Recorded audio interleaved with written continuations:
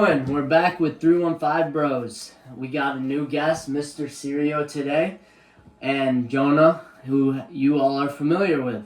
We're going to be talking a little bit about the Lakers Mavs trade and go from there. And you guys saw in last video how we talked about all the other moves, which were all kind of based around Luka to the Lakers, AD to the Mavs. So let's get into it. Who do you guys think won the trade? Well, I think first off, I think you definitely have to talk about how both teams are looking at this trade. I think Lakers is definitely more of this is more for setting up after the LeBron era kind of thing. Right. I think when you really think about it in that sense, I think definitely Lakers won this trade because they're set up definitely for this whole decade is going to be, just going to be the Luka show basically. I think For sure. I think it's going to be really cool because they're going to be able to put more pieces around them. More people are going to want to play with both of them. They're two of the best players of all time. Right. Talk about LeBron and Luka. So I think it's going to be very interesting to see. Right. Lakers fan, what do you got? I agree. I think the Lakers won. If you're looking at it like how the Mavs, like Nico Harrison said, like they did this trade for like a win now kind of situation, but I don't really think anyone sees the Mavs winning. Like the chip this year, you mean? Yeah. Or just I know he said the future for him is what 3 to 4 years. Yeah. In that interview, he said, I just don't see that. Like I don't see them winning personally in that time frame. Yeah. Which therefore I think you lose the trade in general. Sorry to cut you off, but what do you think is stopping them? What, the Mavs? Yeah. I just think other competition in the West. Like the Thunder? I think. I'd like to chime in just for that, because I think before when, Mavericks made to the finals. Yeah, right. You had two premier playmakers. Yeah. And I think the problem with it now is you're going to have force Kyrie to basically be the only playmaker. Clay is still, kind of that catch and shoot. He's, right.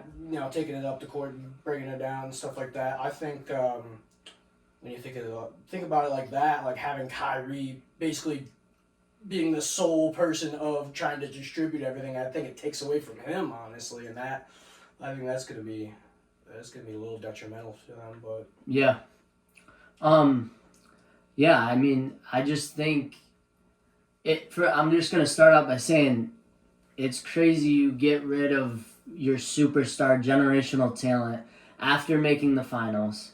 It's what? He was drafted in 2018. Mm-hmm. Like you're 7 years in.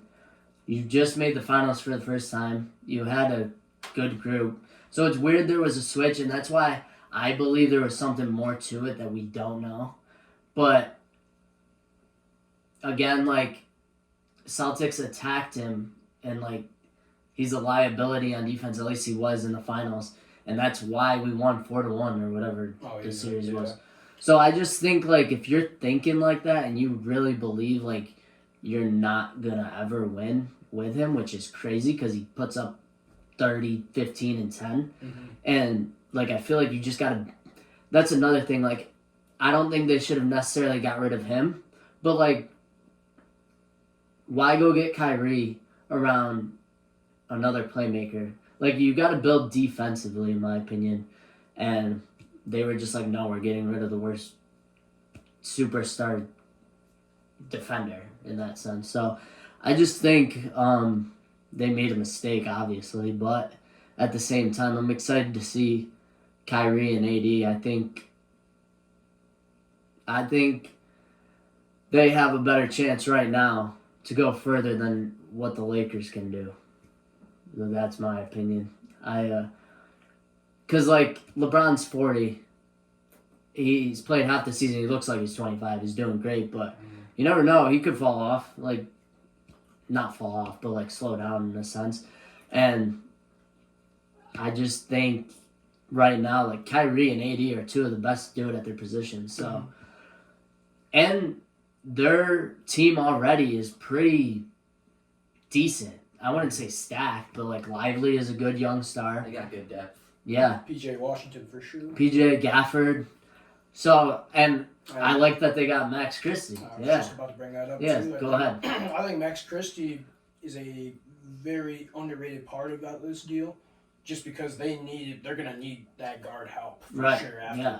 losing by one of, if not the best guard in the league like that. Yep. And like we were talking about a little bit earlier, he had a great first game with them. I think Yeah, it was like 15 points.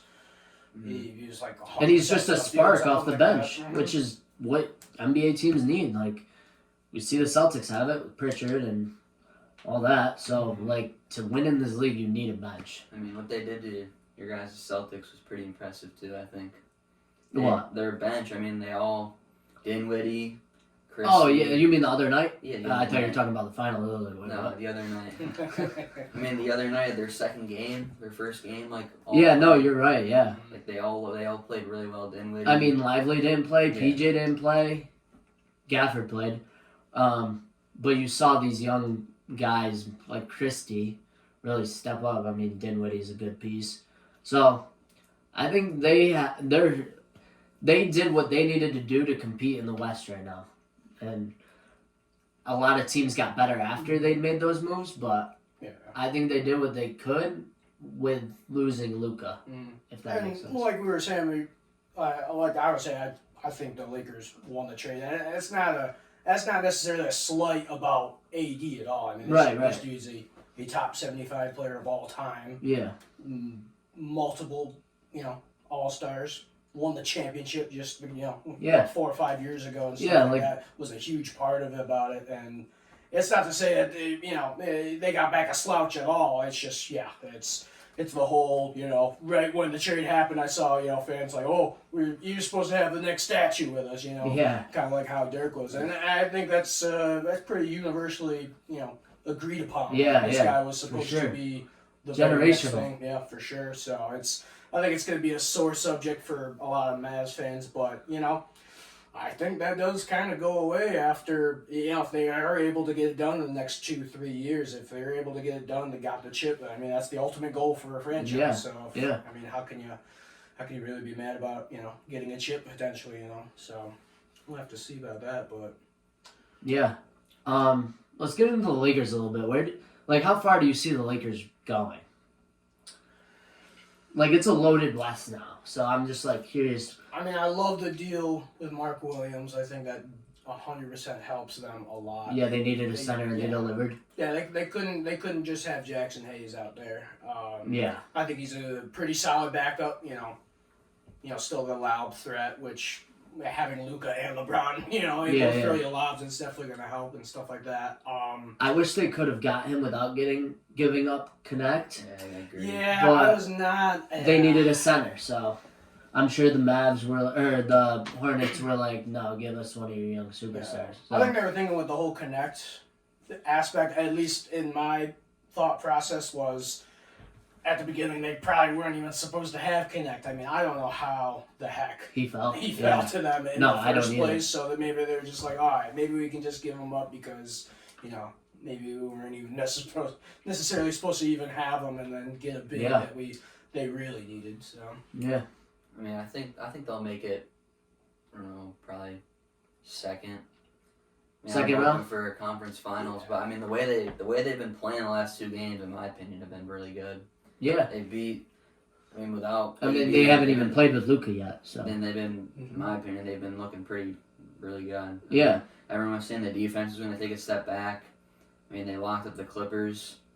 I mean, they played the Warriors really well as well. So. Yeah. I mean, I think that's when we got to see when Luka gets on the court and then see how the defense goes, because you got to have good defense, like Vanderbilt, great defender. Mm-hmm. You got to have guys like that with Luka, where when he was on the Mavs, PJ Washington was okay. They had good shot blockers, but I don't know. I just don't think they, like I said before, I think they just need to build more of a defensive team around Luka, and they chose not to, which it might bite them in the butt. I'm kind of curious to see how him and LeBron are going to play out. I don't know what to think. in my head, I think it's gonna be like really well, but I don't want it to turn out to be like kind of how like the Suns are, where it's just like Devin Booker and Durant, Kind like dropping 30. I mean, like we dropping 30 every night to win. Like I don't Yeah. I don't want it to be like that, but I could kind of see it Yeah. maybe being like that. I mean, we know LeBron can bring the ball up. So if like Luka's pretty much done that for the Mavs. So for sure. if we could see him be better, not bringing them, I mean, I don't know if he will be, but it might work. And like Austin Reeves is another piece that will work well off because they're gonna collapse on Luka and Bron. Like he will get more shots, in my opinion. But So I think Luka being the playmaker that he is, I'd rather see him bring the ball Bring the up. ball, 'Cause I feel yeah. like LeBron's really good off the ball, right. like moving, and like, everyone else. Yeah, LeBron can play anywhere. Like Yeah. Luka facilitating, I think. I'm just saying, Yeah, like, if option. Luka does bring the ball up and it's not working, you could go to Bron because we know he can do that. Definitely.